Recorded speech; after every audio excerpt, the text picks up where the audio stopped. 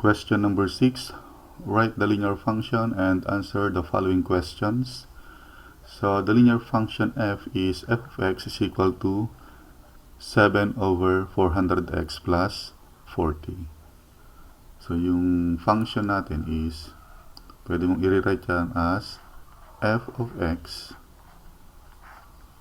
is equal to 7 over 400 x plus 40. So yung 40 natin is yung y-intercept na nakita natin dun sa table. At yung 7 over 400 is our slope. Galing dun sa number 5 question. Okay. So in number 6, letter A, if Eman rides a taxi from his workplace to the post office with an approximate distance of 600 meters, how much will he pay? So ilan yung babayaran niya pag ang distance is 600 meters.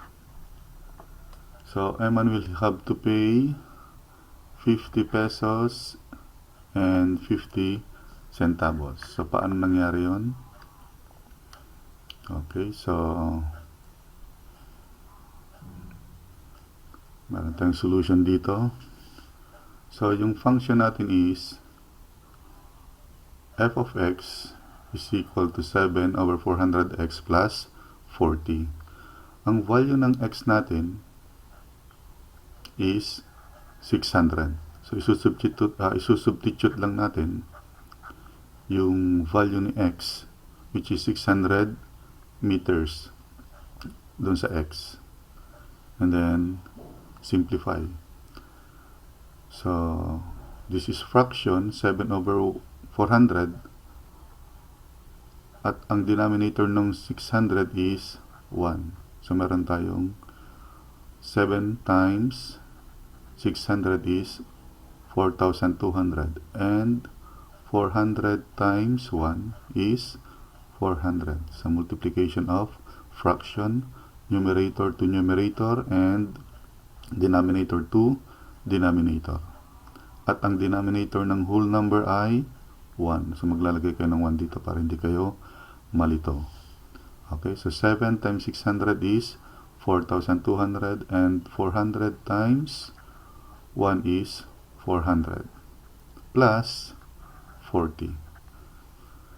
Okay, so 4,200 divided by 400 is 10.5.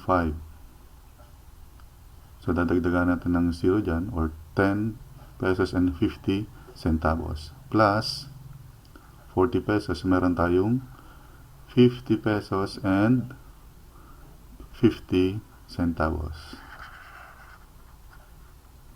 Okay. So ang babayaran ni Eman ay 50 pesos and 50 centavos pag nadagdagan ng 600 meters yung lalakbayin niya. Okay. Next is number 6, letter B. If he rides a taxi from his residence to an airport with an approximate distance of 6 kilometers, how much will he pay? So the same process pa rin ang gagawin natin. So i-plug in lang natin yung distance dito sa x, which is 6 kilometers. Ngayon i-convert mo yan into meters. So 6 kilometers is equal to 6,000 meters. Okay, so this is over 1 ulit.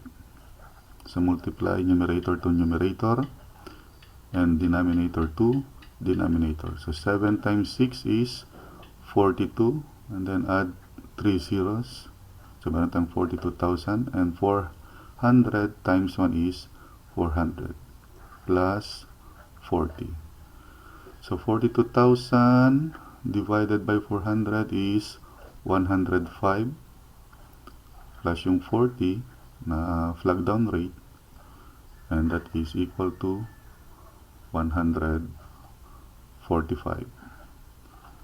So Eman will have to pay 145 pesos pag ang tinakbo niya or nilakbay niya is 6 kilometers.